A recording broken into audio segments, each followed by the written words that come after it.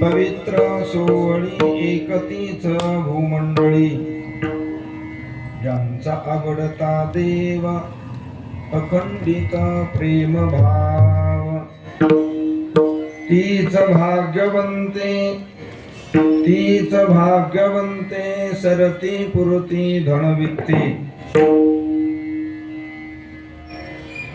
ज्यांचा आवडता देव अखंडित प्रेम भाव. तुका म्हणे देवा, तुका म्हणे देवा, त्यांची केली पावे सेवा, ज्यांचा आवडता देव अखंडित प्रेम भाव. जगदवंद्य जगद्गुरु श्रीमंत श्री संत तुकाराम महाराजांचा हा अभंग महाराजांच्या वेद स्वरूप असणाऱ्या, ज्ञानामृताने परिपूर्ण असणाऱ्या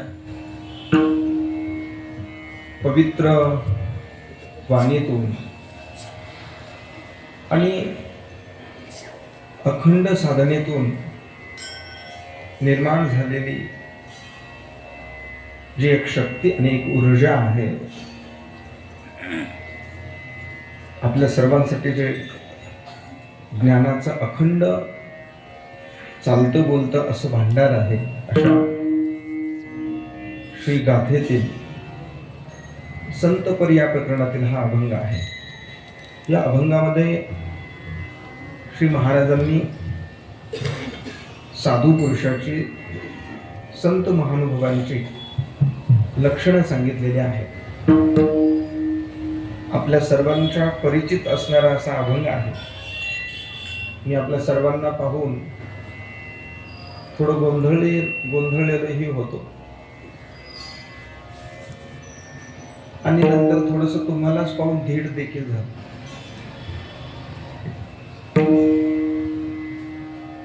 तुम्ही बोलविल्या मी बोलेन, बोली अरूपाचे रूप दावीन, अतिंद्रिये परिभोगवीन इंद्रिया करवी.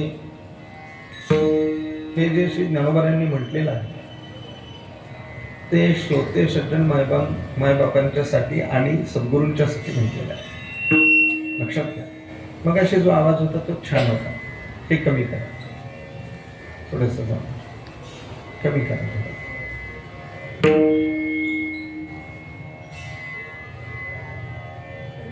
श्रोते सज्जन मायबांच्या समवेत आपण सर्वज्ञ स्वरूपाचे असे महाराज मंडळी उपस्थित आहे. आणि मग ज्ञानोबा जसं म्हणता की तुमच्यासारखं तुम्हाला आवडेल असं, तुम्हाला रुचेल असं, तुम्हाला पटेल असं तत्वज्ञान मला शोधून आणावं लागतं. आणि म्हणून मी थोडासा शोध घेण्याचा प्रयत्न करत होतो. 2-4 अभंग समोर होते आणि मग असा निश्चय झाला की साधू पुरुषांचं वर्णन आजच्या या परिस्थितीला अनुरूप, कार्यक्रमाला अनुरूप आपण केलं पाहिजे. म्हणून साधू पुरुषाचं वर्णन करणारा अभंग आपल्या समोर मांडलेला आहे. अतिशय गोड आहे, चिंतनीय आहे. आणि मला तर असं वाटतं की या अभंगावरती आपण हजारो कीर्तनं आपण ऐकलेली आहात. हजारो कीर्तन ऐकलेली आहात. तर प्रत्येक एका भूमीचं मार्दव वेगळं असतं. ती एक भावना मनामध्ये ठेवून, पण ती भावना गाथेशीच आणि महाराजांशी जोडलेली असावी, हे एक सदिच्छा मनामध्ये ठेवून आपण या अभंगाचं चिंतन करणार आहोत. पवित्र सोवळी एकतीच भूमंडळी, ज्यांचा आवडता देव अखंडित प्रेम भाव. या अभंगाचं पहिलं वैशिष्ट्य काय असेल की साधू पुरुषाचं, संत महानुभावांचं या अभंगामध्ये वर्णन केलेलं आहे, पण त्यांच्या स्वरूपानं कुठलाही एखादा शब्द महाराजांनी वापरलेला नाही. म्हणजे लक्षणाच्या अनुषंगाने साधू पुरुषाचं या ठिकाणी चिंतन केलेलं आहे. असं का केलं असावं हा एक स्वतंत्र विचार आहे याच्यामधलं. लक्षात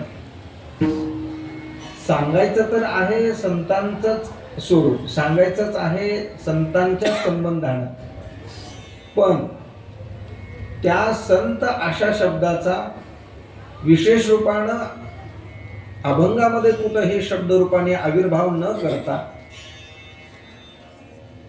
लक्षणाच्या द्वारे ते समजलं पाहिजे, म्हणून लक्षणांचं चिंतन केलेलं आहे. त्याच्या पाठीमागचं महत्वाचं कारण काय असेल तर ते कारण आहे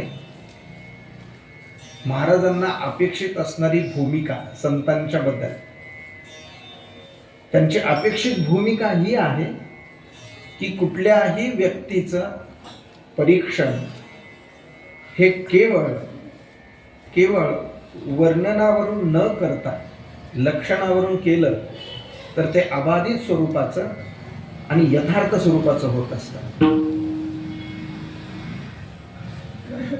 व्यक्तीच्या ठिकाणी असणारी गुणवैशिष्ट्यता, त्यांच्या ठिकाणी असणारं गुणकौशल्य, त्यांच्या ठिकाणी असणाऱ्या त्या व्यक्तित्वाची जी भूमिका आहे, ही भूमिका वर्णनानं करता येत नाही असं नाही. वर्णनानं ही करता येते, पण केलेलं वर्णन हे प्रमाणितच ठरेल, अबाधितच ठरेल, यथार्थच ठरेल असं नाही. आणि म्हणून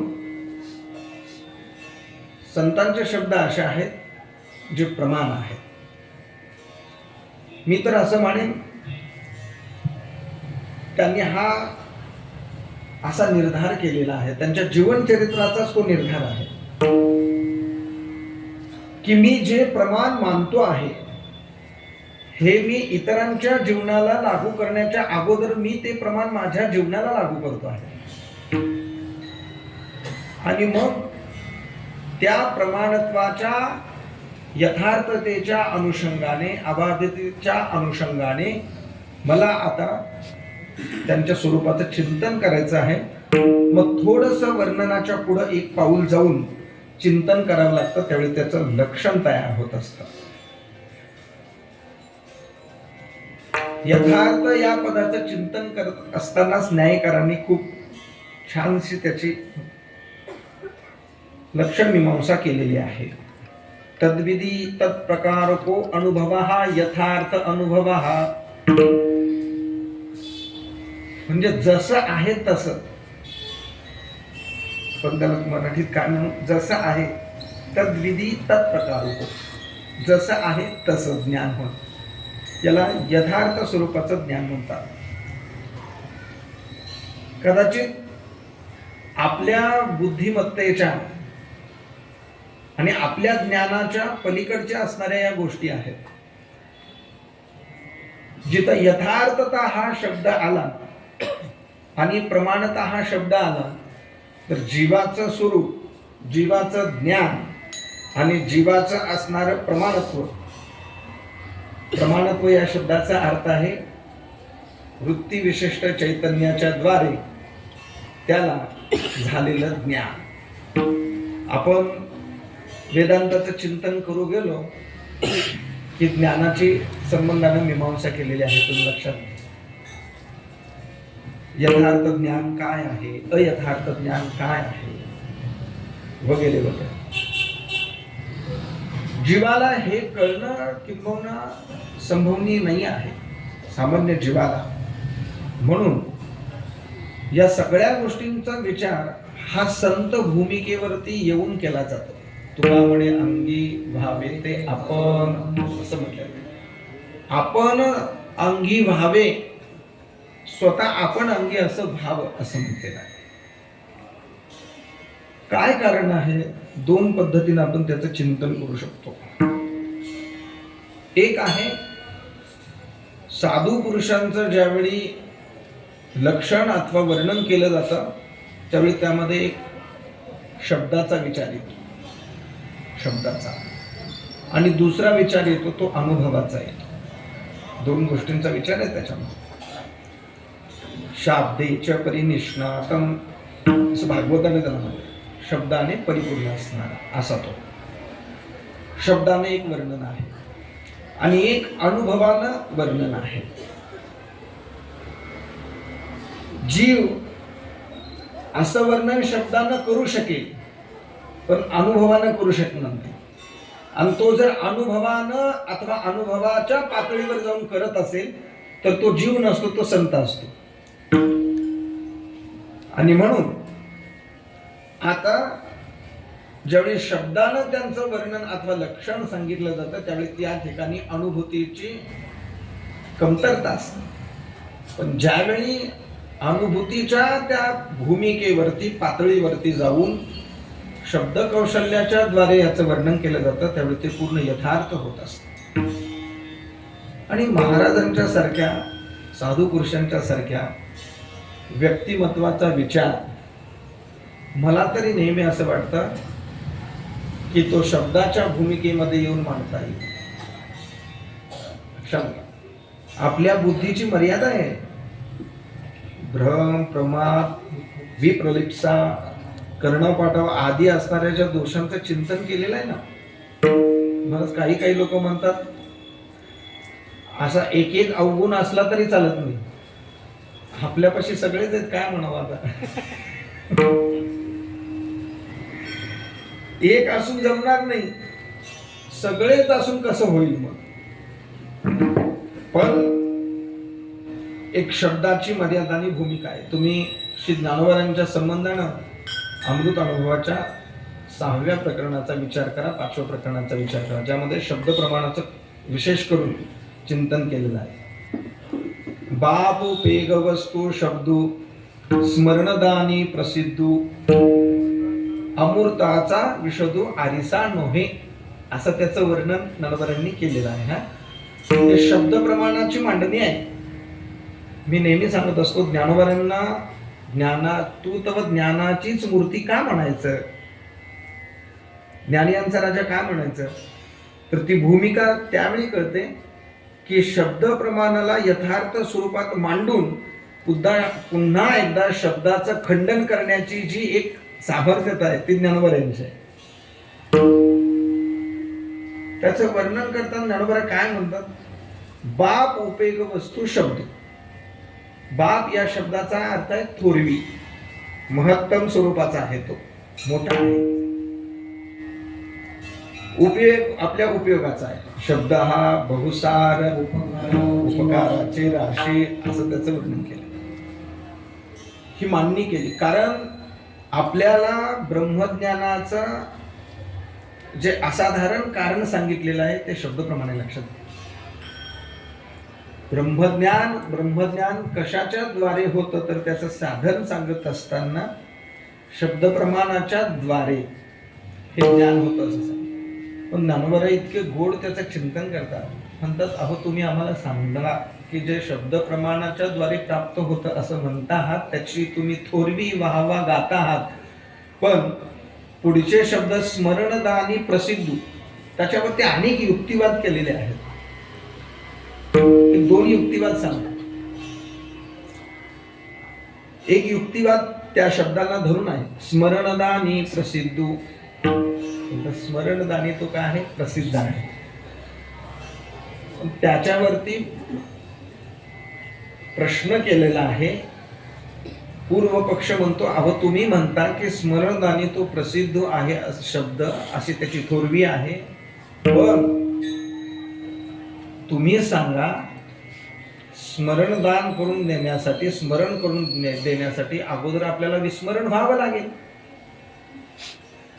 पण आपल्याला आपलं विस्मरण कधी झालेलं आहे का? उदाहरण दिलेलं आहे. एक माणूस रात्री अतिशय आनंदाने झोपला, त्याला गाढ झोप लागली, सुषुप्ती अवस्थेमध्ये तो गेला आणि गेल्यानंतर दुसऱ्या दिवशी उठला आणि उठल्यावरती झोपताना तो होता, तो उठल्यानंतर त्याची भावना ती अशी स्त्रीलिंगी स्वरूपाची झाली आणि तो बोलू लागला. असं कधी झालं का? म्हणजे तो स्वतःच कधी विस्मरण करतो का? नाही. मग तो स्वतःच जर विस्मरणच करत नाही आहे तर मग शब्द कुणाचं स्मरण करून देईल? असे युक्तिवाद प्रमाणानं त्या ठिकाणी मांडलेले आहे. मी एवढा सगळा विस्तार का करतो आहे तुम्ही लक्षात घ्या की केवळ शब्दज्ञानाच्या जोरावरती या गोष्टी होऊ शकणं शक्य नाही आहे आणि त्याची मर्यादा आहे. काय मर्यादा आहे? शब्दगुणकम आकाशम. शब्द हा पहिला तर आकाशाचा गुण आहे आणि तस्मात संभूत आकाश हा कशातून निर्माण झालेला आहे? ब्रह्मसूत्रामध्ये सृष्टी उत्पत्तीचा जो विचार सांगितला त्या विचारामध्ये पंचमहाभूतांची जी उत्पत्ती आहे त्याचं कारण महत ब्रह्म जे आहे, म्हणजे जी माया आहे त्याच्यापासून झालेला आहे. जर तो पाहायला गेला तर तो आकाशाचा गुण असल्याने तो मायातीत आहे, मायेच्या अतीत आहे, मायेच्या पलीकडचा नाही आहे तो. आणि जो मायेच्या आत मधला आहे तो मायेच्या पलीकडे असणाऱ्या गोष्टीचं वर्णन कसं करेल? हे समजून, हे सांगून शब्द त्या ठिकाणी कमी पडतात, अपुरे पडतात. हे महाराजांनी जाणलं होतं आणि म्हणून त्यांनी सांगितलं शाब्दिकाचे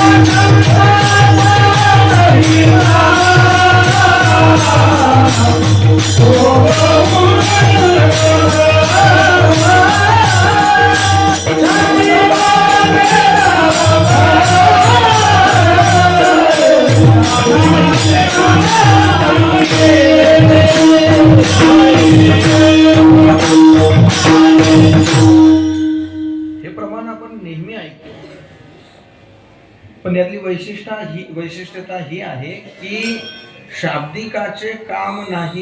हे कोण सांगणारे आहेत? ज्यांनी ज्या शब्दाच्या द्वारे गाथा मांडली ते,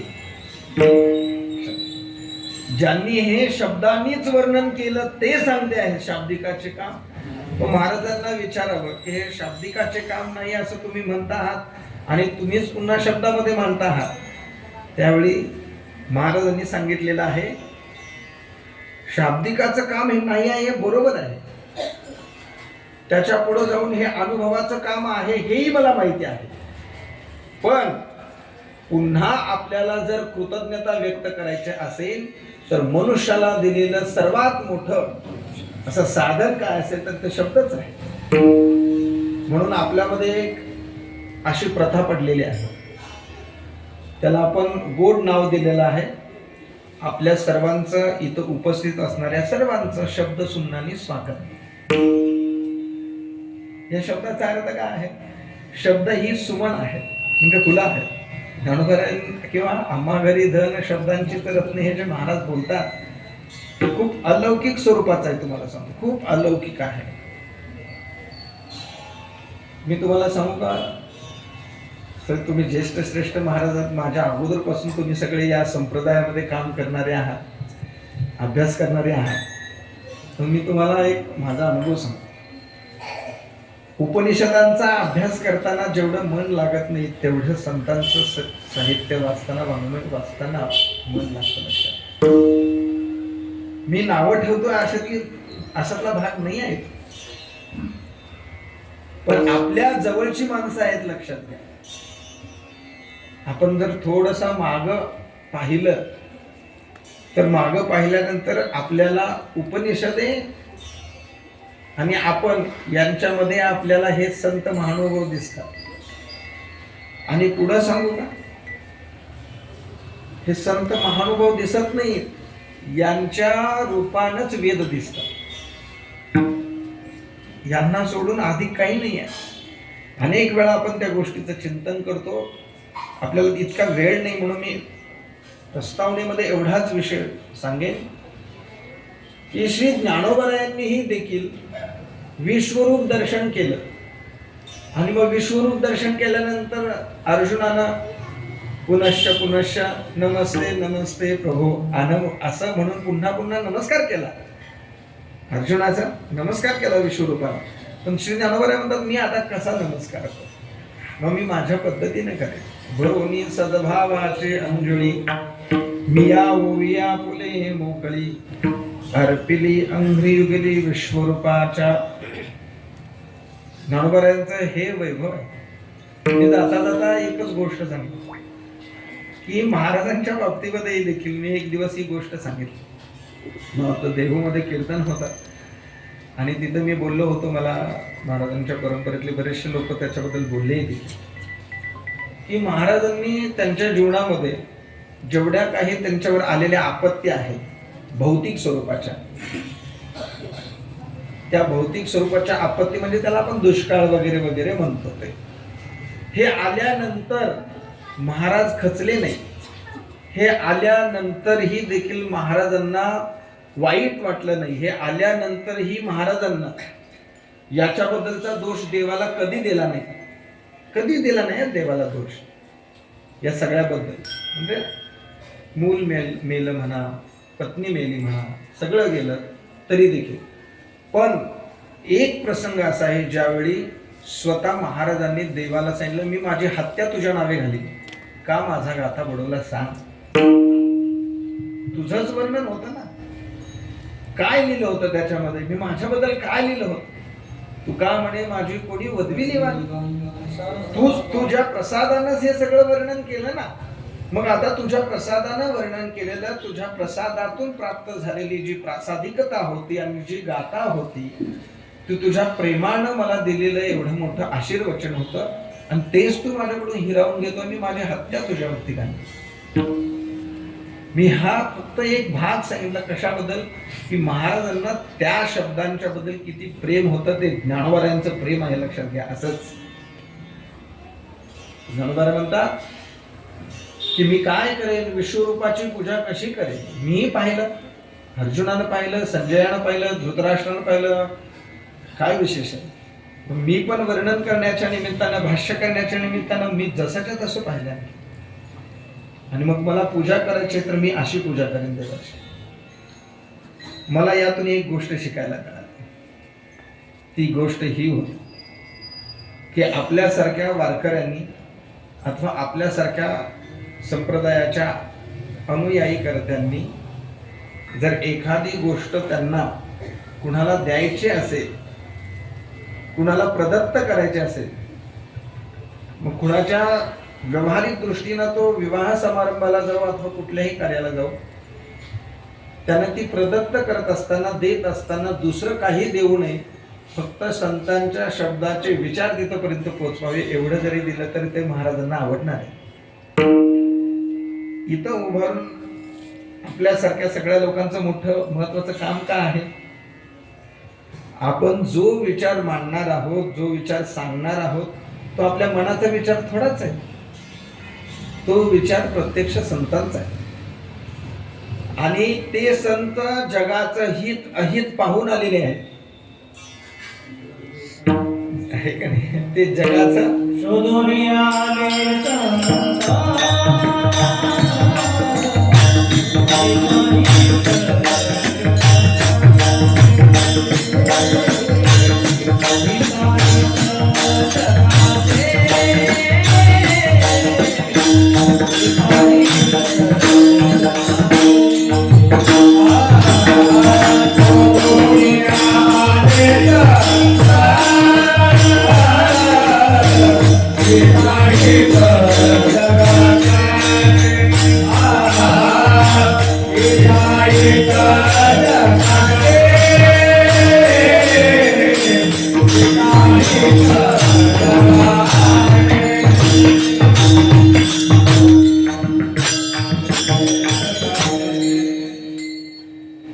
आपण इतके कम नशिबी आहोत, तो आपण म्हणण्यापेक्षा मी म्हणेन स्वतः की आपल्या स्वतःला आपलंच काय हित आहे हेच आपल्याला माहित नाही. आपलं हित काय आहे किमान एवढं तरी आपल्याला माहित पाहिजे की आपलं हिताचं काय आहे आणि अहिताचं काय आहे. मी आरगडे महाराजांना सद्भाव पूर्वक शतशः साष्टांग दंडवत करेल. तुम्ही आमच्यापेक्षा खूप भाग्याचे. त्याचं कारण सांगतो, तुमचं पारायणच बंद नाहीये.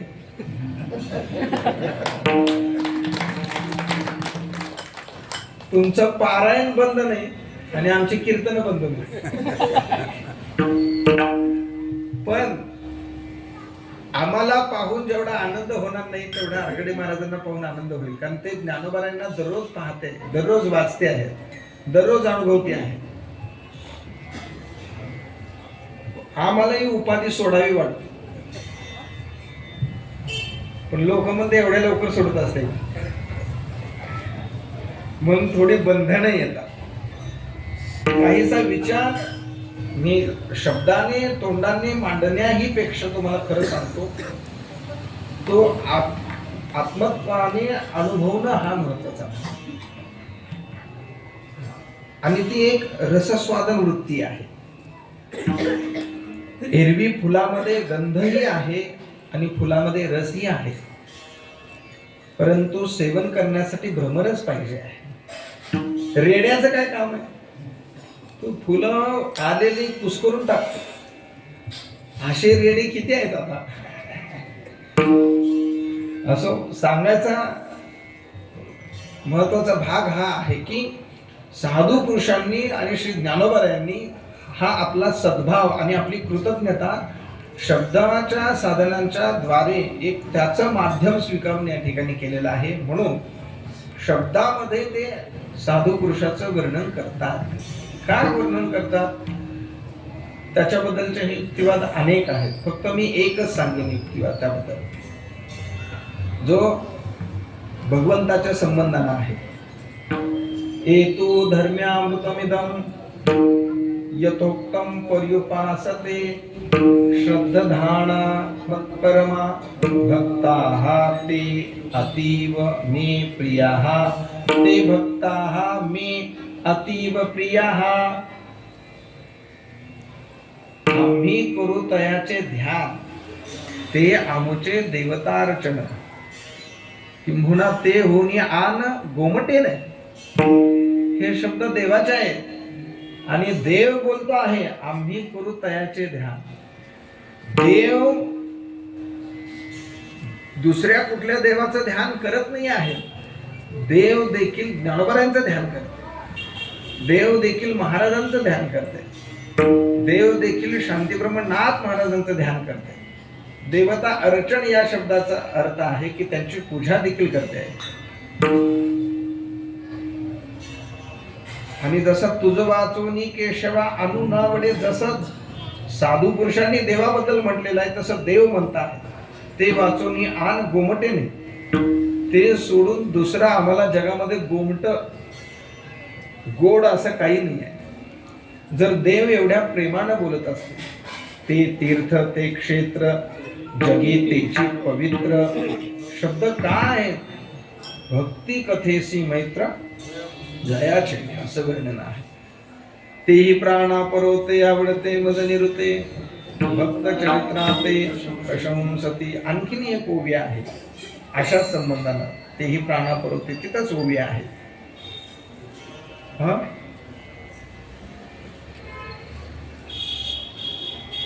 ते हे गोष्टी रम्य अमृतधारा धर्म्य करती प्रतिती गम्य ऐकून निजे. या धर्माच्या गोष्टी आहेत, या अमृतधारा आहेत, साधू पुरुषाचं चिंतन म्हणून असं सांगितलेलं आहे. तो मला प्राणापेक्षाही प्रिय आहे. कोण प्रिय आहे? अहो, देवाला साधू संत प्रिय आहेत यात विशेष नाही, पण साधू संतांची सेवा करणारेही देखील ते आम्हाला आमच्या प्राणापेक्षा अधिक प्रिय आहेत असं. याचा सरळ सरळ अर्थ आहे की ज्ञानोबारायांच्या वरती जेवढं देवाचं प्रेम आहे त्याच्याही पेक्षा, म्हणजे ज्ञानोबारांच्याही पेक्षा जास्त प्रेम ज्ञानेश्वरी वाचणाऱ्या साधकावर आहे. हे देवाचे शब्द आहे. म्हणजे आपण दोन प्रेमाला पात्र झालो. आपण देवाच्या प्रेमाला पात्र झालो आणि आपण संतांच्या म्हणजे ज्ञानोबारांच्याही प्रेमाला पात्र झालो. ठीक आहे, दोघांच्याही प्रेमाला आपण पात्र झालेलं आहे, लक्षात घ्या. देवाने सांगितलेली वेद उपनिषद पाहिलीच, पण साधू संतांनीही सांगितलेले सर्व संत साहित्य आपण पाहतो आहे, ऐकतो आहे, श्रवण करतो आहे, अभ्यास करतो आहे. किती वैशिष्ट्यपूर्ण जीवन आहे. आतापर्यंत आलेल्या सगळ्या साधू पुरुषांच्या जीवनाचा, जीवन चरित्राचा आणि त्यांच्या कार्याचा जर आपण अभ्यास केला तर आपल्या समोर मांडलेली जी काही म्हणजे प्रस्थांतरीय सोडवण्याच्या संबंधाने असणारे जे संदर्भ ग्रंथ आहेत, ज्याला आपण रेफरन्स बुक म्हणतो, आपल्या समोर आहे. आपण ते सोडवत असताना अगदी पहिल्या पंचकरणापासून ते प्रभाकरापर्यंत, पंचदशीपर्यंत आणि चिंचुकीपर्यंत आपण जाऊ शकतो. हा प्रवास आहे आपला. आणि हा सगळा प्रवास आपल्याला आपले साधू पुरुष घेऊन करते.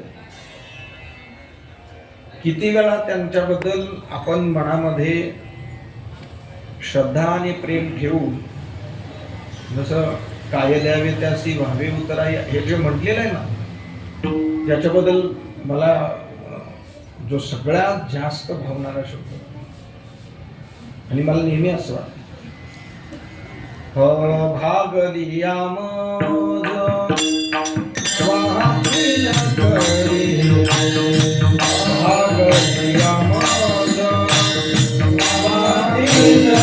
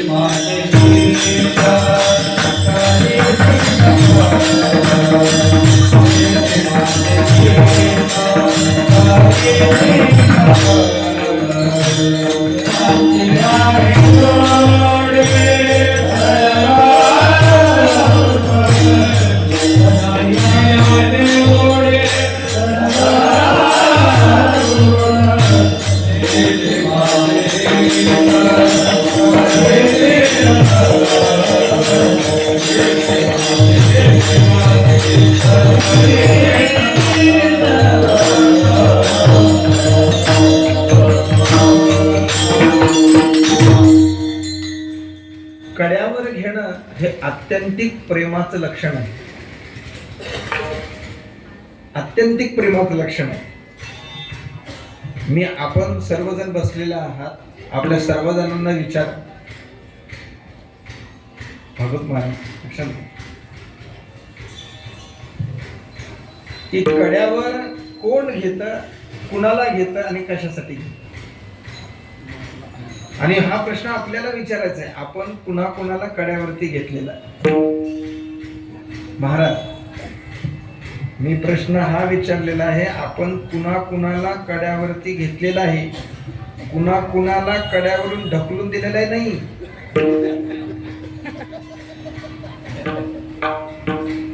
कुणा कुणाला कड्यावर घेतलेला हे विचारतोय, कड्यावरून ढकलून दिलेलं हे नाही विचार.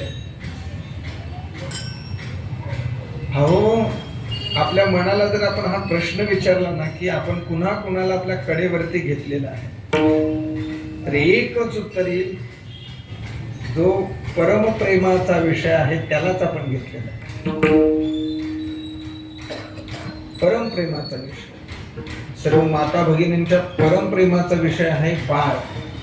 त्याचा ज्याला 9 महिने पोटामध्ये त्यांनी वाढवलेला असतं, अमृत दुग्धपान केलेलं असतं, सर्वस्व त्याचं ती माता असते, ती कड्यावरती घेत असते.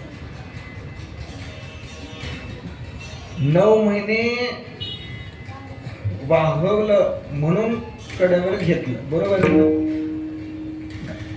मी आता उलट प्रश्न करतो, ज्याला 9 महिने तुम्ही वाहवलंच नाही त्याला तुम्ही कडेवर घ्याल? घेतलं हे तुमचं मोठेपण आहे, त्यामध्ये मला तीळ मात्र शंका आहे. मातृत्वाला शतशः नमन आहे. त्या वात्सल्याला आणि त्या प्रेमाच्या पुढं काय जगात दुसरं काहीच नाही आहे. ठीक आहे. करी लाभाविन प्रीती, एकच नातं आहे ते, एकच नातं आहे की लाभा वाचून प्रेम जिता आहे. स्वार्थाने बरबटलेली दुनिया आहे, जग सगळं. दुसऱ्यांचं काय सांगायचं महाराज, आम्ही कीर्तनाला येतो ह्यामध्ये स्वार्थच आहे. इतरांच्या बद्दल याचा अर्थ मला काय सांगायचा की तुम्ही वाहवलं फक्त तुमच्या स्वतःच्याच उदरामध्ये ज्याला तुम्ही सांभाळलेलं आहे, जतन केलेलं आहे, त्यालाच तुम्ही कडेवर घेतलं, दुसऱ्याला नाही घेतलं. मला हा प्रश्न पडतो की महाराजांनी म्हणजे संत महानुभावांनी आपल्याला कडेवरती घेण्यासाठी आपण काय केलेलं आहे, काय केलेलं आहे असं मला खरं पाहायला गेलं तर सर्वात जास्त त्रास देणारे आपणच आहोत. महाराज लक्षात घ्या, आपण या शब्दाचा अर्थ तुम्ही म्हणाल मागे गेलेले रामेश्वर भट्ट, विसोबा घेत हे नव्हे. आता सध्या जे संत परंपरेला बाधा आणून, संत परंपरेला धक्का आणून जे चालणारे लोक आहेत ना, ते पण त्यातलेच आहेत. लक्षात घ्या. मला पहिला नास्तिक बरा वाटतो पण आत्ताचा नको. कारण पहिला नास्तिक छाती ठोकपणे सांगत होतो मी नास्तिक आहे म्हणून, पण आताच्या नास्तिकाचं धाडसच नाही आहे मी नास्तिक आहे म्हणून सांगायचं. किंवा मी जर नास्तिक आहे म्हणून जर सांगितलं तर मी पोट भरू कशावर. म्हणजे पोट भरण्याचं साधन आस्तिक आहे, पण रंग सगळे कसले आहेत, नास्तिकाचे. मी का सांगतो हे लक्षात घ्या की त्यांनी आपल्याला कडेवरती घेतलेलं आहे, कडेवरती घेतलेलं आहे. यासारखं प्रेम काय असेल. लोक आता सध्या हाताला धरून रस्ता पार करा, एवढा करून द्या असं म्हणलं तर देत नाही. वेळ आहे. दररोज शहरामध्ये सिग्नलला भांडणं लागलेली दिसते, दररोज आहे. तुम्ही शहरात नित्य राहणार. एखाद्या माणसाला 2 मिनिट थांब जरी म्हणलं तर तो म्हणतो कशासाठी, कुणासाठी. मी माझ्यासाठी थांबायला तयार नाही तर तुझ्यासाठी थोडं थांबणार. आणि असं असतानाही देखील साधू पुरुषांनी अतिशय प्रेमानं कडेवरती घेतलेलं आहे. आता मला लक्षात घ्या, कडेवरती घेणारा माणूस सामान्य नाही आहे हो. म्हणजे कडेवरचा मुलगा आता हनुमंताच्या पारावर ठेवलं, लगेच खिशातली बिडी काढली, पेटवली आणि तिथंच फुका लागला नातवाच्या समोर, असा नाही माणूस तो. जयाचे बिसांड शब्द सुखे म्हणून येते वेद. असे असे महापुरुष आहेत ते. आणि अशा महापुरुषांनी आपल्या सर्वांना वारकरी संप्रदायामध्ये येणाऱ्या, अथवा आता जसं म्हणलं की ते जगाच्या संबंधाने आहेत म्हणून साधू आहेत, अशा सर्वांना त्यांनी आपल्या कडेवरती घेतलेलं आहे. किती वेळा त्यांना काय द्यावे असं म्हणावं, किती वेळा म्हणावं, किती वेळा, कितीतरी. म्हणजे ठेवितो हा पायी जीव थोडा, हे म्हणण्याचं कारणच आहे. मी एवढं वर्णन यासाठी करत होतो की देव स्वतः म्हणतायत की त्याच्या वाचून मला काहीच गोमट नाही आहे, गोड नाही आहे. जर देवाची ही भूमिका याबद्दल आहे, मग साधू संतांचं प्रेम संतांच्या संबंधानं किती असावं. ज्ञानोबारायांच्या संबंधानं महाराजांचं प्रेम किती आहे. एक उलट भाव नेहमी सांगितला जातो, तुम्ही तो ऐकलेला आहे, गाथ्यामध्ये पण आहे. महाराज ज्यावेळी म्हणतात की काय ज्ञानेश्वरी उनी ते इथं पाठविले धरले, हे महाराजांनी बोल. पण याच्या पूर्वीचा जो माऊलीचा आणि त्या धरणेकराचा जो संवाद आहे, त्या धरणेकराच्या संवादामध्ये काय सांगितलेलं आहे, तुका सर्वश्रेष्ठ प्रिय आम्हा. हे कोण म्हणत आहे, हे ज्ञानोबाराय म्हणते. लक्षात घ्या, जे ज्ञानोबाराय महाराजांच्या पूर्वी 400 वर्षापूर्वी होऊन गेलेले साधू पुरुष आहेत. आताच्या जगामध्ये हयात असणाऱ्या महाराज लोकांना प्रेमानं बोलायचं आता शिल्लक राहिलेलं नाही. श्री ज्ञानोबाराय हे बोलून जाते आहे, हे किती प्रेम आहे, हे प्रेम आहे, लक्षात घ्या. आणि संप्रदायामध्ये ज्यांनी हे पाहिलेलं आहे, ज्यांनी हे वाचलेलं आहे, ज्यांनी याचा अभ्यास केलेला ना, तो माणूस संप्रदायाला, वारकरी पंथाला, संतांच्या या परंपरेला, अनुभवाला आणि पांडुरंगाला प्राणप्रिय ठेवून, स्वतःचं अस्तित्व समजून, विठ्ठल आमूचे जीवन असं समजून तो जीवन जगत असतो. लक्षात घ्या. मी तरी महाराज नेहमी सांगतो, आम्ही खूप दुरून आलो निघा, दुःख झाले दारून, तसा आमचा प्रवास आहे हा कोल्हापूर ते इथपर्यंत. पण इथपर्यंत आम्हाला कोण आहे असं म्हटलं तर एकच, ते महाराजांना म्हणजे संतांना पाहायचे, हेच आमचे आहे. आजपर्यंत यांनीच सांभाळ केलेला आहे.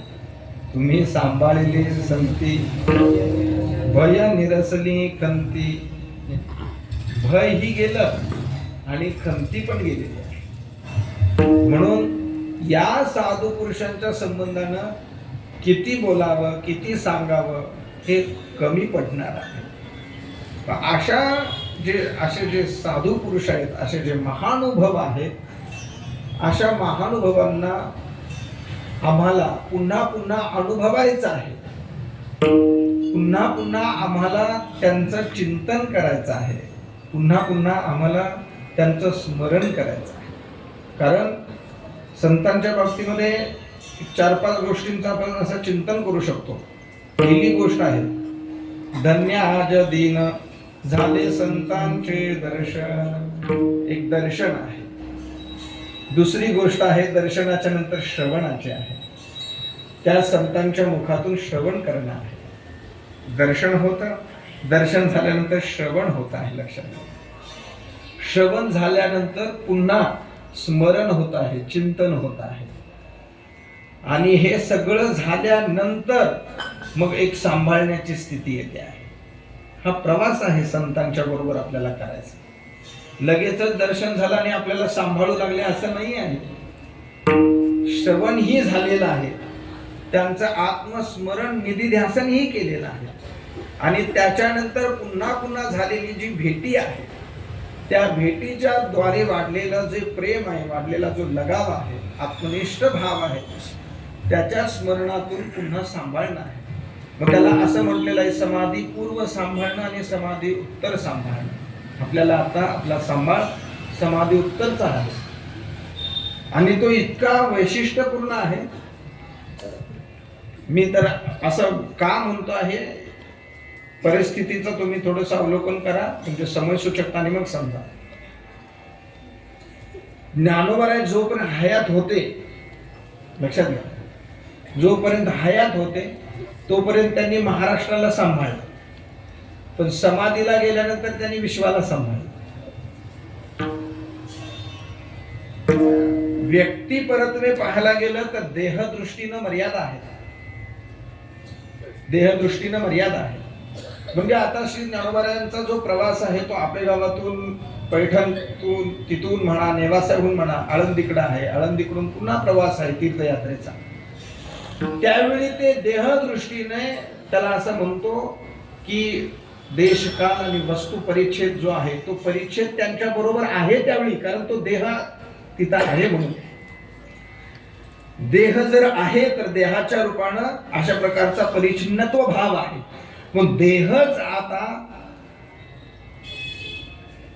व्यापक असणाऱ्या ब्रह्मत्व भावाला पोहोचलेला आहे. समाधी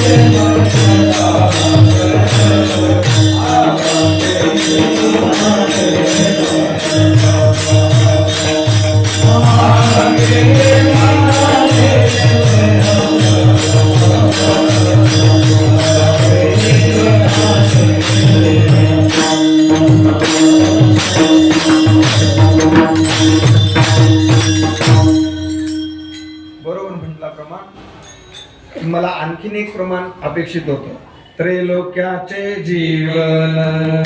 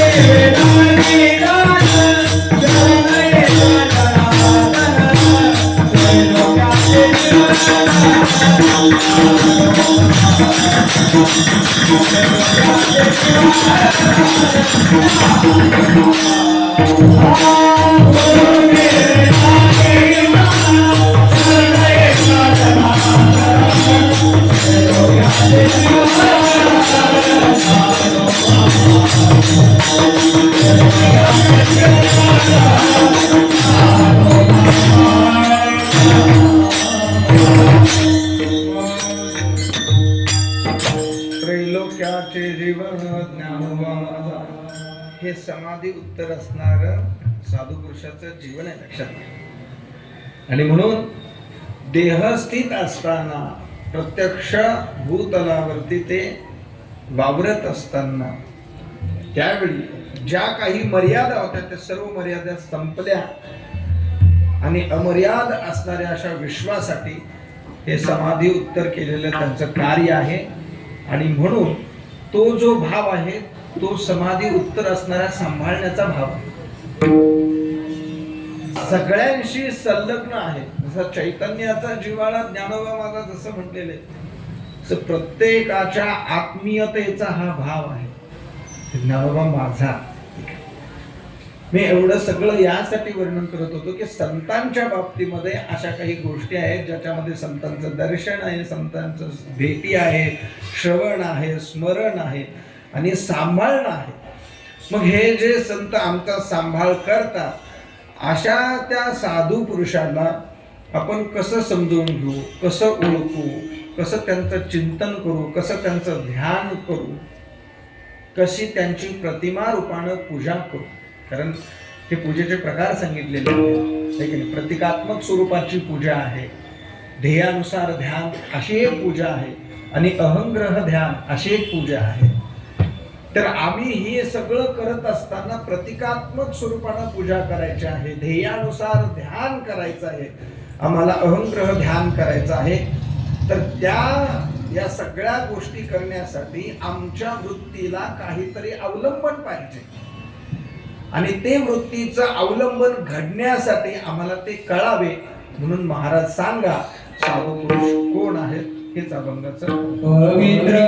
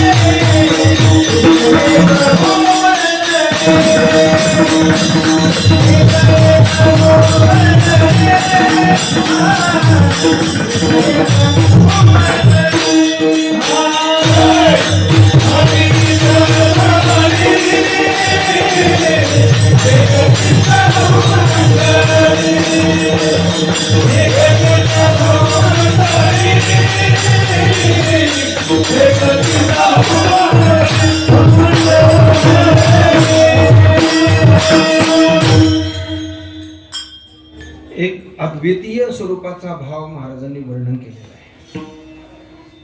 एक तीच भूमंडळी असं म्हणण्याचं कारण काय हे विचारतात. ह्या जगामध्ये एकमेव असे ते आहेत, एकमेव स्वरूपाचे. दुर्लभत्व आहे हे लक्षात घ्या. आणि शास्त्रानं असं सांगितलेलं आहे, ज्या ज्या गोष्टी दुर्लभ आहेत तर त्या सर्व गोष्टी प्राप्त करणं कठीण आहे, आणि ज्या ज्या गोष्टी प्राप्त करणं कठीण आहेत त्या त्या गोष्टीचं व्हॅल्युएशनही जास्त आहे, मूल्यही जास्त आहे, त्या मूल्यवर्धित आहेत. लक्षात.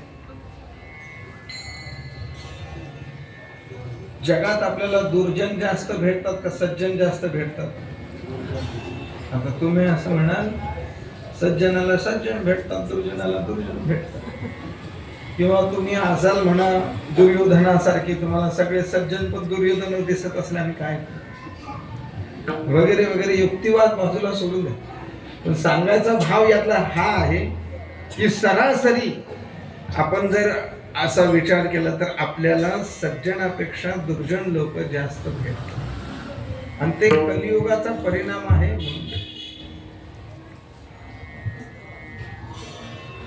मी तर म्हणेन दुर्जन जास्त भेटतात असं म्हणण्यापेक्षा हे कमी पडतं.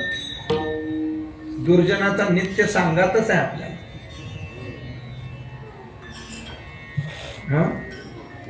दुर्जनाचा नित्य सांगा.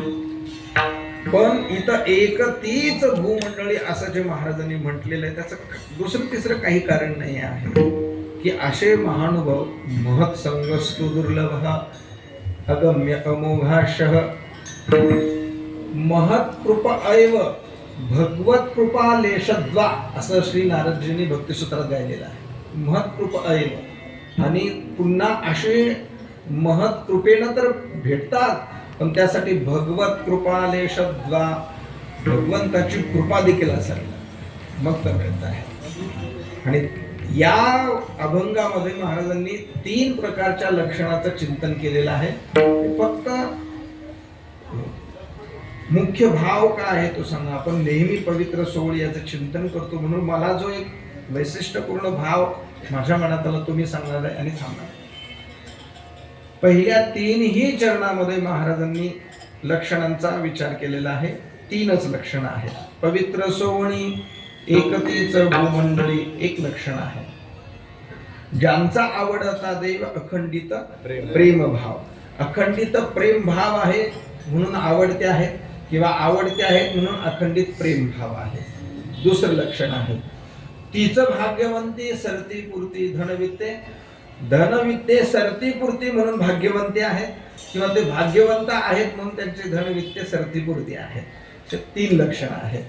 आणि आता पुन्हा देव आणि संत हे भिन्न नाही आहेत, हे दोन्ही एकच आहेत म्हणून यांची सेवा केली तर देवाला पोहोचते हे म्हणून महाराजांनी शेवट त्याचा उपसंहार केलेला आहे. तुका म्हणे देवा केली पावे सेवा.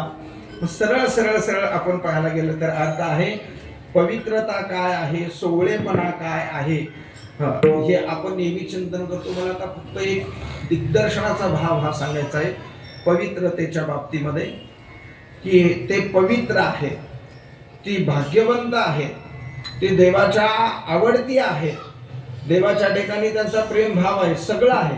पण आपल्या काय कामाचा आहे हा एक प्रश्न आपल्यासारख्या मंदोपी न प्रवर्तते म्हणून आपल्यासारख्यांना निर्माण होणार आहे. म्हणून अशी जे साधू पुरुष आहेत तर अशा साधू पुरुषांच्या या सगळ्या लक्षणांचा विचार करून आता अभ्यास करून त्यांचं श्रवण करून आम्हाला काय मिळतं असं एखाद्याने प्रश्न केला तर त्या प्रश्नाचं उत्तर एका वाक्यात असं देता येतं. मी एका वाक्यात देतो आणि मग सविस्तर सांगतो. एका वाक्यात उत्तर हे आहे की अशा पुरुषाचं चिंतन केल्यानंतर, अशा पुरुषांचं स्मरण केल्यानंतर, श्रवण केल्यानंतर अथवा त्यांची पूजा केल्यानंतर हे जे सगळे लक्षणं सांगितलेले आहेत ते सगळे लक्षणं आपल्याला मिळतात. हे त्यांचं महत्व. म्हणजे त्यांचं चिंतन केल्यानंतर पवित्रता मिळते, त्यांचं चिंतन केल्यानंतर देवाचं प्रेम मिळतं आणि त्यांचं चिंतन केल्यानंतर आपण भाग्यवंत होतो. भाग्यवंताचं लक्षण आपल्याला कळणं गरजेचं आहे. कोण भाग्यवंत आहे तुम्ही जगद्गुरु श्री शंकराचार्यांना विचारा. त्यांनी कौपिन पंचकम नावाचं एक स्तोत्र बनवलेलं आहे. वेदांत वाक्येषु सदारवंतो भिक्षान मात्रे चतुष्टिमन्तः विशोकान्तःकरणे रमन्तः कौपीनवन्तः खलु भाग्यवन्तः. हे लक्षण जर आपल्या समोर मानलं तर तुम्ही म्हणाल हे लक्षण भिकाऱ्याचं आहे. कोणाचं आहे? भिकाऱ्याचं आहे. भगवत पाद पूज्य जगद्गुरु शंकराचार्य काय म्हणता आहेत? जो विशोकांतकरणाचा आहे, साधकाची दशा उदास अशा विशोकांतकरणाचा आहे आणि केवळ भिक्षा मागून संतुष्ट राहत. नेहमी वेदांत वाक्याचं चिंतन करतो, नेहमी वेदांत वाक्याचं चिंतन करतो, नेहमी उदास विशोक अंतःकरणाचा राहतो आणि हे सगळं करत करत उदरनिर्वाहासाठी म्हणून केवळ भिक्षा मागतो आणि त्याच्यामध्ये संतुष्ट राहतो. हे जे सगळं सांगितलं हे भिकाऱ्याचं लक्षण आहे का कोणाचं लक्षण? हे सगळं भिकाऱ्याचं लक्षण आहे आपल्या दृष्टीने, पण हे भाग्यवंताचं लक्षण आहे. मी पुढे एक वाक्य बोलेन जे मला शोभत नाही. हे भाग्यवंताचं लक्षण आहे असं म्हणणारेच मूळचे भाग्यवंत आहेत. आणि म्हणून ती भाग्यवंताची लक्षणं सांगते. आपल्यामध्ये, आपल्या सर्वांच्या मध्ये, वृत्तीमध्ये भाग्याच्या लक्षणाचं जे चिंतन आहे ते अलग आहे, वेगळं आहे. भाग्य तरी नव्हे धन पुत्र दार. धन पुत्र आणि दारा या तिन्हीचा विचार आपण भाग्याच्या संबंधानं करतो असं महाराजांना वाटलं, म्हणून महाराजांनी ते नव्हे असं सांगितलं. हे नकारार्थी वाक्य आहे, लक्षात घ्या. नव्हे, भाग्य तरी नव्हे, नकारार्थी आहे असं म्हणत असत. पण भाग्य का आहे? निकट वास बना, हे भाग्याचं लक्षण आहे. म्हणून ते पुढे म्हणू शकतात, पडून राहील ते ठाई उगाच संतांचे पायी. किती गोड गायलेला आहे संतांच्या चरणाजवळ राहण्याच्या संबंधात. संत चरण दे चरण सेवा,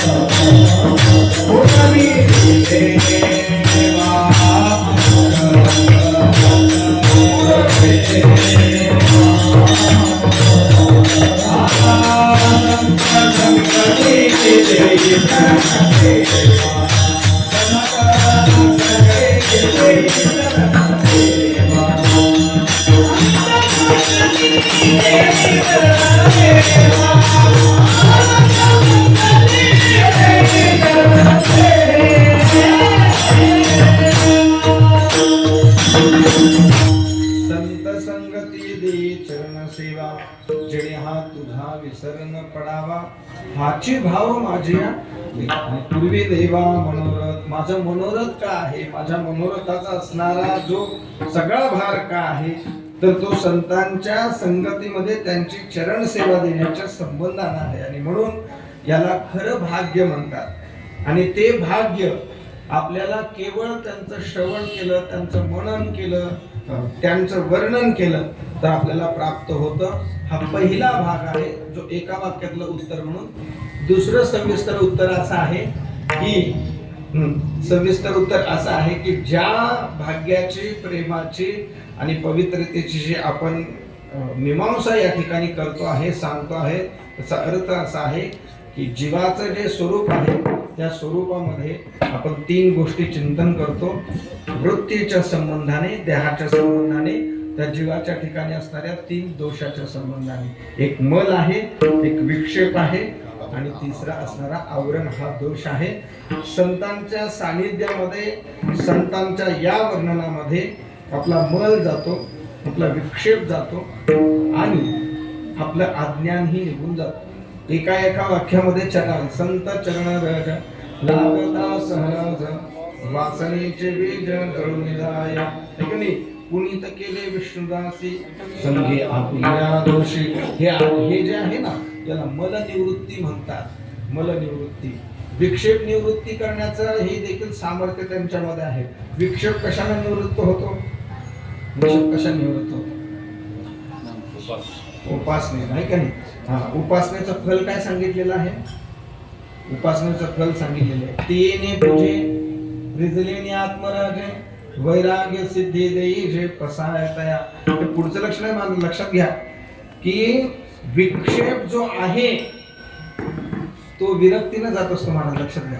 तुम्ही म्हणाल इकडं सांगितलं उपासनेला, पण उपासनेचा हा क्रमसमुच्चयवाद आहे. हा क्रमसमुच्चयवाद म्हणजे त्या उपासनेनं काय होईल तर त्या उपासनेनं अंतःकरणामध्ये विवेक आणि वैराग्य जागृत होईल.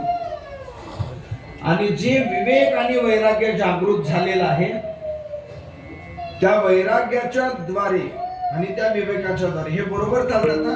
जसं माऊली म्हणलेलं आहे ना, वितरागते सारिका जोडून ठेविला सखा, जो आघवेची भूमिका सवे चाले. नैष्कर्म्यम सिद्धी परमाम संन्यासेनादि गच्छति इतर. आणि ते अहंकारम बलम दर्पम कामम क्रोधम परिग्रह विमुच्य निर्मम शांत ब्रह्म भूयाय कल्पते. विमुच्य मुच्मुच्यते हा जो धातू आहे, मुच्यते म्हणजे सोडून देणे या अर्थाने, चतुर्थ गणाचा आहे, सोडून देणे या अर्थाने. विमुच्यते म्हणजे विशेषण मुक्त होतो, तो तिथं विशेष स्वरूपाने मुक्त होतो. आणि ब्रह्मभूयाय कल्पते, कुठल्या स्थितीला प्राप्त होतो? ब्रह्म. तीच ब्रह्मभू असणारी त्या स्थितीचं वर्णन नैष्कर्म्यम सिद्धी परमाम. तिचं वर्णन काय आहे? नैष्कर्म्यम सिद्धी परमाम संन्यासेना अधिगच्छति तिथपर्यंत जाण्याची. पण त्याचं प्रमुख मुख्य साधन काय आहे? विक्षेप घालवण्यासाठी वैराग्य आहे. आणि मग वैराग्य कुठून मिळतं? उत्तम वैराग्य विवेकान जायते. उत्तम स्वरूपाचं वैराग्य निर्माण होण्यासाठी विवेक असावा. वैराग्य विवेकासहित दगदगीत अग्नी ज्वाळा जैसा असं म्हणलेलं आहे का नाही. दोघांचं बरोबर आहे. आपण याला म्हणू हे बंधू वर्ग आहे दोन, ज्या दोन्हीमध्ये पहिला विवेक आहे आणि वैराग्य आहे. असाच का क्रम आहे? याचं कारण आहे विवेका वाचून झालेलं वैराग्य टिकू शकत नाही, परंतु विवेकानं झालेलं वैराग्य जात नाही असं म्हणलेलं. आणि वैराग्यातून निर्माण झालेलं ज्ञान पण जात नाही. विरक्ती वाचून काही ज्ञानासे तगणीचे नाही. विरक्ती वाचून काही ज्ञानासे हे विचार ठाई ठेविले देवे. याच्यापूर्वी जर विचार केला तर काय सांगितलेलं आहे? जे विश्रांतली रसोय जेवणारा ठाऊ होय तो ताटची सांडुली जाय जय. आपण ताट या शब्दाचा अर्थ काय? ताट या शब्दाचा अर्थ आहे भोग. लक्षात घ्या, ताट या शब्दाचा अर्थ आहे पंचपक्वानाचा असणारा भोग. या पंच विषयरूपी असणारा जो भोग आहे त्या भोगाच्या ताटाला जो लात मारतो त्याच्याविषयी विरक्ती राहते. ठीक आहे. मग आता पंच विषयाच्या भोगाच्या ताटाला लात मारण्यासाठी काय असावं लागतो? विवेक असावा लागतो. अरे बाबा, हे जे भोग आहेत हे भोग नाहीत, हे भवरोग आहेत. हे कशानं कळतं? हे विवेकानं कळतं. याला म्हणतात क्रमसमुच्चय. मला वाटतं 6व्या तरंगामध्ये याचं खूप चिंतन केलेलं आहे. म्हणजे या मीमांसेचं चिंतन केलेलं आहे. क्रमसमुच्चय बरोबर आहे का समसमुच्चय बरोबर आहे? हा क्रमसमुच्चय आहे की विक्षेप जाण्यासाठी वैराग्याची गरज आहे आणि वैराग्य येण्यासाठी विवेकाची गरज आहे आणि विवेक येण्यासाठी संत तेत विवेक संतांची आवश्यकता. म्हणजे संतांच्या द्वारे विवेक हे आहे, वैराग्य आहे. वैराग्याचे भाग्य संत संग हाचे लाभ. असं संतांच्या संगतीमध्ये तोच लाभ आहे. म्हणजे मल ही घालवून देण्याचं काम संत करतात. विरक्ती म्हणजे वैराग्याच्या द्वारे विक्षेप घालून देण्याचं काम तेही देखील संत करतात. आता राहिले शेवटची गोष्ट आहे ती आवरणाची. ती आवरणाची गोष्ट किती गोड सांगितलेली आहे तुम्ही पहा. जीवित्वाच्या आडवी आतडलो होतो मरण गावी, ते अवतसाची आगवी फेडी. आज या शब्दाचा अर्थ वर्तमान काल. जसा जन्म आलो त्याचे आजी फळ झाले साचे. आजी फळ जसं म्हटलेलं आहे तसं तिथं आजी हा शब्द आलेला आहे. लक्षात घ्या, तिथं ही आजी असं ते म्हटलेलं आहे. त्याच्या जीवित्वाच्या आडवी आतुडलो होतो मरण का, संसार ऐसा दारुण जो भेटलाचे हरी शिणू, तो ज्ञानदानी सकरुणो भजेचे गुरु. मला वाटतं हे 17व्या अध्यायामध्ये काही तपाचं चिंतन करत असताना गायलेली ओवी आहे. तिथं गायलेली ही ओवी आहे. संसार ऐसा दारू आणि जो भेटलाचे हरिशब्द, भेटलेलाचे अजून सांगायचं वेगळं आहे महाराज, शब्द लक्षात घ्या, भेटल्यानंतर केवळ, अजून श्रवण नाही केलं, फक्त भेट झालेली. हा किती तीळ मात्र आपण त्याला म्हणतो, संत संगती पळीभर होय असं त्याचं वर्णन आहे, लक्षात घ्या. म्हणून इथं आणखीन सांगू का, तुम्ही 16वा अध्याय उघडा आणि त्या 16व्या अध्यायामध्ये सद्गुरूंच्या रूपानं किंवा जसं ते अविद्याच्या निदा विश्वस्वप्नाचा धंदा भोगित होता प्रभुतानादी जो, हे जे म्हटलेलं आहे, अज्ञानाच्या निदा जो घोरत होता बद्दला ते म्हटलेलं आहे. तर अमृतानुभवामध्ये काय, अविद्येचे आडवे गुंजित जीवपणाचे भवे, तया चैतन्याचे धावे कारुण्यच. तिथं चैतन्य धावे असे शब्द दिले. कुठं अडकलो होतो? अविद्येच्या गावामध्ये अडकलो होतो. तो दुसऱ्या अध्यायामध्ये दिलं ना, ते गुरु शिष्यस्तेहम शादीमात्मा प्रपन्न, तिथं भगवंताने सांगितलं गुरु गारुडी धावून आहे. तर इथं चैतन्याचे धावे असं ज्ञानवर आहे. धावणं त्याचं खूप गोड चिंतन ब्रह्मभूत गुरुजींनी केलेलं आहे. म्हणलेलं आहे चालणं वेगळं, पळणं वेगळं आणि धावणं वेगळं. चालण्यामध्ये सहजता आहे, पळण्यामध्ये भीती आहे आणि धावण्यामध्ये समोरच्या व्यक्तीला वाचवण्याची वृत्ती आहे.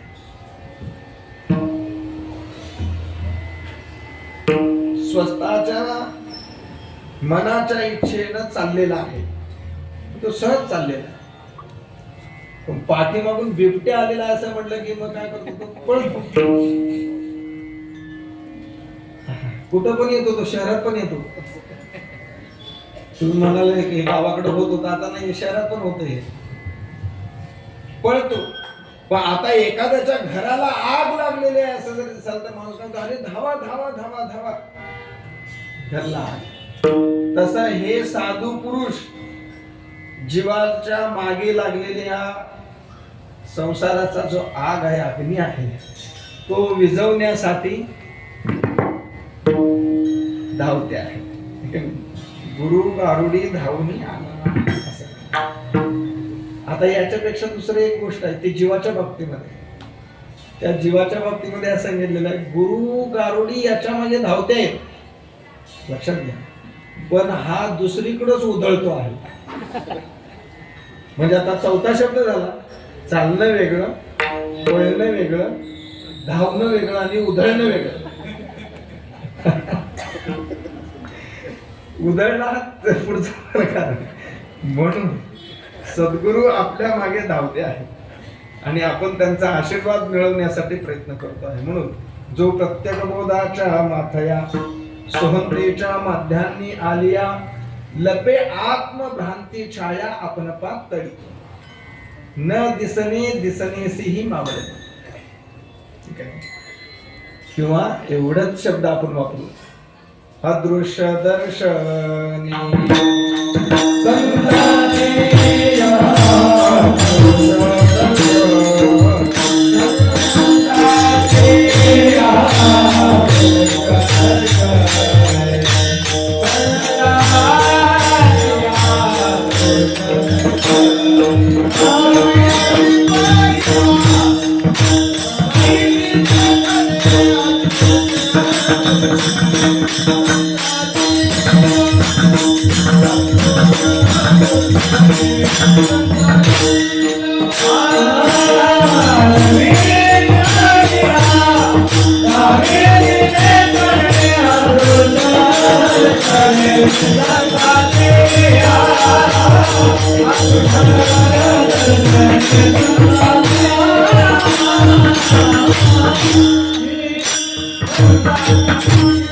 हे पद आणि आता 16व्या अध्यायाचे जे पद झालं, न दिसणे दिसणे सेही मावळवी, दोन्ही झाकले सैंगपात. हे किती वैशिष्ट्यपूर्ण आहे पहा. जे दिसत होत त्या दिसत असणाऱ्या गोष्टीला न दिसणाऱ्या गोष्टीनं मावळून टाकलं. जसं आपण म्हणतो अदृश्यतेची झाले काही दृश्य का असं झालं? अदृश्य जे होते ते दृश्य झाले म्हणून दृश्य अदृश्य झाले.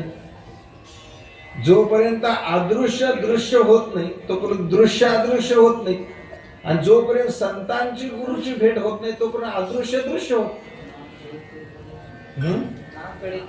ना कळे ते कळे, कळे ते ना कळे, वळे ते ना वळे, गुरु विन, असा सगळा भाव आहे. म्हणून आवरण जे अज्ञानाचं आहे ते अज्ञानाचं आवरण कसं निवृत्त होते. जयाचे विवेक किरण संगीत उन्मेक सूर्यकांत खुणगे. खुणगे शब्द आहे पहा. दिपली जाळीत दांगे संसाराचे, संसाराचे दांगे दिपिले जाळीत. दांग या शब्दाचा अर्थ आहे पुन्हा वन. मग तो वन शब्द पुन्हा अमृतानुभवामध्ये येतो. मोडोनी माया कुंजरू मुक्त मोत्याचा ओ गुरु, जैविता श्री गुरु निवृत्ती वंद. किती गोड तिथेही वर्णन केलेलं आहे. आता माझी वेळ झालेली आहे असे म्हणतात आहे का नाही, असं इकडून तिकडून खुणवू लागलो. तर महाराजांना मला असंच वाटतं की आता बाबा जाऊ दे, मला भागवत सांगता येत नाही पण ज्ञानेश्वरी थोडे सांगण्याचा प्रयत्न करतो. मला कधीतरी वेळ देतील की तुम्ही ज्ञानेश्वरी सांगा, येतो येऊन फक्त काय बोलेनच मला. दरवर्षी भागवत सांगा मला, मी म्हणतो आता काय करावं. कधीतरी मला गडी महाराज देखील म्हटले की हो आपल्याला एक दिवस अमृत अनुभव असा क्रमशः पद्धतीने चिंतन करायचे. आणि हे खरं जीवन आहे. तुम्हाला खरं सांगतो, मला आता एवढं माहित नाहीये की तुम्हाला सर्वांना किती समजलं, काय समजलं, कसा विषय चाललाय, काय सांगतो. पण मला समाधान आहे एवढं की उभारलेले तरी माझ्याकडे पाहते आहे. बाकीच्या गोष्टीचा विचार माझ्याकडे, काही उभारलेल्या लोकांचं तरी माझ्याकडे लक्ष आहे. बसलेले झोपलेले आहेत किंवा कशा आहेत ठीक आहे बाबा, ते आपल्याला माहित नाही. पण हे संतांनी दिलेला आपल्याला अमृत रसपान आहे. आणि मग मला नेहमी असं वाटतं की एखादा म्हणतो हो काय कीर्तन तुम्ही चांगलं केलं. आपल्याला जर एखाद्या सामान्य जीवाच्या मुखातून आलेलं गोड वाटत असेल तर प्रत्यक्षात ज्ञानेश्वरी किती गोड आहे. किती ते ग्रंथ गोड आहेत की ते आपण बसून श्रवण केले पाहिजेत. फक्त आता त्या देवाला, संतांना आणि प्रकृतीला आपण फक्त हात जोडून विनंती करायची आहे की आपल्याला हे सगळं श्रवण करण्यासाठी थोडा वेळ काळ आपल्याला मिळावा.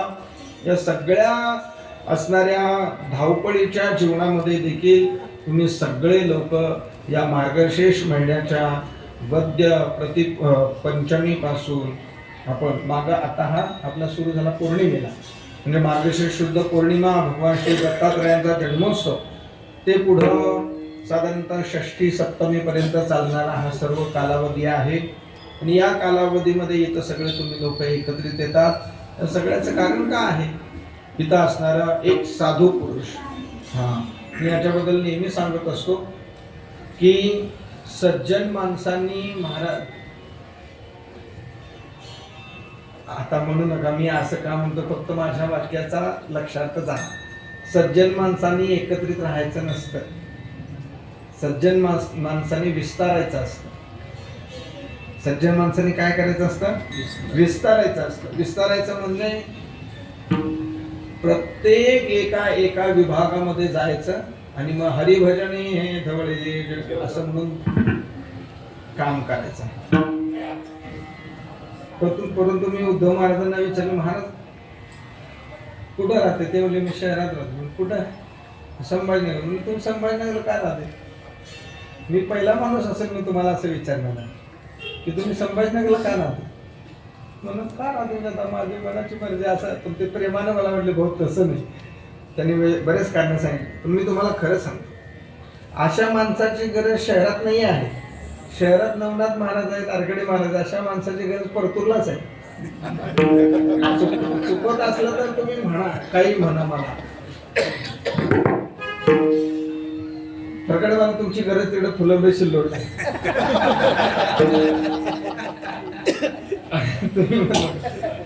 त्या क्षेत्रामध्ये जाऊन त्या क्षेत्रातला परमार्थ विकसित करणं हे त्यांचं काम आहे.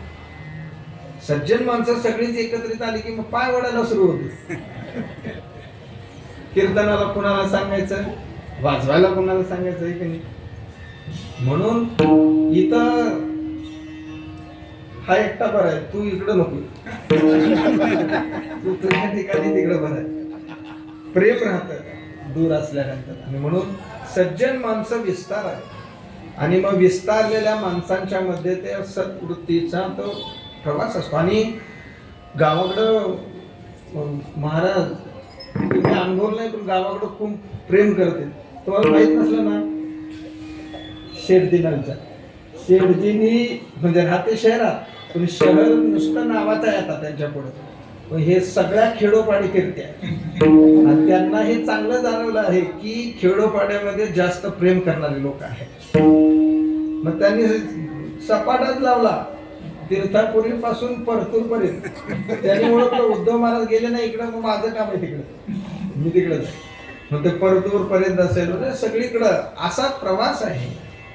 हा सगळा असणारा नाम संकीर्तनाचा आणि ज्ञान प्रसाराचा असणारा हा संप्रदायाचा भाग आहे. आणि असे खूप लोक आहेत. आपलं शहर समृद्ध आहे महाराज. तुमच्यासारखे साधू पुरुष इथं राहतात म्हणून आपला वारकरी संप्रदाय जिवंत आहे. आणि चांगल्या नुसता जिवंत नाही, ताटमानेनं जगतो पण आहे. हे खूप महत्वाचं आहे. जगणं वेगळं आणि ताटमानेनं जगणं वेगळं. ते ताटमानेनं जगतो आहे तो संप्रदाय तुम्ही जतन करून ठेवलेला आहे. तुमच्या चरणी खूप खूप खूप मी दंडवत करतो. महाराजांचं जीवन आहे. महाराजांनी आपल्या गुरूंची असणारी, आता हे असंच आहे, त्यांची केली पाहावी सेवा म्हणजे आपण ही जी सेवा करतो ही सेवा प्रत्यक्ष ब्रह्मीभूत प्रातस्मरणीय गुरुनाम गुरु जरी रंगनाथ गुरुजींचे आणि गुरुनाम गुरु सद्गुरू विष्णू महाराजांची गुरुजींची जरी आहे, तरी ही सेवा देवाला आणि श्री ज्ञानोबारांना प्राप्त होणारी आहे. आणि या सेवेमध्ये आपण सगळे लोक सहभागी आहात. शहराच्या ठिकाणी असा उत्सव करणे, सगळं करणं एवढं सोपं नसतं. परंतु तरीही देखील आर्थिक गोष्टी, सगळ्या गोष्टी जाणून, लोकांची उपस्थिती जाणून, सगळं जाणून महाराजांनी एवढं मोठं हे शिवधनुष्य या ठिकाणी पेललेलं आहे. त्यांच्या वयाचा आणि त्यांच्या सगळ्या गोष्टीचा, प्रकृतीच्या मर्यादेचा जर आपण विचार केला तर त्यांचं खूप मोठं हे काम आहे. त्यांच्या चरणी म्हणजे आता पुढचं सांगतो की यांचे म्हणजे हे या आपल्या अगोदरच्या असल्या पिढीनं त्यांच्या अगोदरच्या पिढीची सेवा करणं देवाची सेवा आहे. तसं आता आमच्यासारख्या पिढीनं तुमच्यासारख्या पिढीची सेवा करणं ही देवाचीच सेवा आहे. म्हणून आम्ही नेहमी असं म्हणतो की हे आपले गुरुस्थान आहे. जेवढे जेवढे मोठे माणसं आहेत आपले गुरुस्थान आहेत. गुरुस्थान म्हणजे अरगडे महाराज, गुरुस्थान या शब्दाचा अर्थ फक्त ज्यांनी शिकवलं तेच गुरु आहेत असं नाही. लोकांनी असं म्हटलेलं आहे की जे आपल्याला शिकवतात तेच आपले गुरु आहेत. नाही, अहो ज्यांना पाहून आपल्याला आनंद मिळतो, ज्यांना पाहून आपल्याला स्फूर्ती मिळते, आपल्याला तेज उत्तेजना मिळते आहे, प्रकाश मिळतो आहे, ज्ञान मिळतो आहे, असे सगळे आपले गुरु आहेत. आणि म्हणून तर 24 गुरूंची परंपरा आपल्यात सांगितली गेलेली आहे. ही सगळी परंपरा अशा आहे. आपण सर्वजण येऊन शहराच्या ठिकाणी एवढा मोठा सोहळा करता, आनंदाने सहभागी होता. मोठं छानसं असं भागवत या ठिकाणी सुरू आहे. आणि बरेच जणांनी महाराज असं सांगितलं की यावर्षी सगळे कीर्तनं चांगले ठेवले, फक्त माझं दुसरंच का कीर्तन का ठेवलं ते एवढं सगळ्यांच्यातला बाजूला असणार आम्ही. सगळे परमार्थ अनुभवी असणारी माणसं आहेत. छानसे सगळा कीर्तनाचा, सत्संगाचा आणि सत्श्रवणाचा हा योग आहे. असा योग निर्माण होण्यासाठी माणसाला खूप त्याच्या जीवनाचं पुण्य आणि भाग्य असावं लागतं. ते सहज महाराजांच्या रूपाने इथं प्राप्त झालेलं आहे. श्री भगवान हनुमंतरायाचा हा भक्ती संप्रदायाचा दरबार आहे. इथला संपूर्ण परिसर अनेक प्रकारचे सप्ताह आणि उत्सव या ठिकाणी संपन्न करतात. त्यातला हा एक आहे. आपण सर्वांनी तन मन धनाने या कार्याला, या सेवेला आपण सहकार्य करत आहात आणि केलेला आहात. म्हणून मी या परंपरेचा एक पायिक अनुयायी, एक सेवक म्हणून आपल्या सर्वांच्या चरणी विनम्रतेने साष्टांग दंडवत करतो आणि थांबतो. ज्ञानेश्वर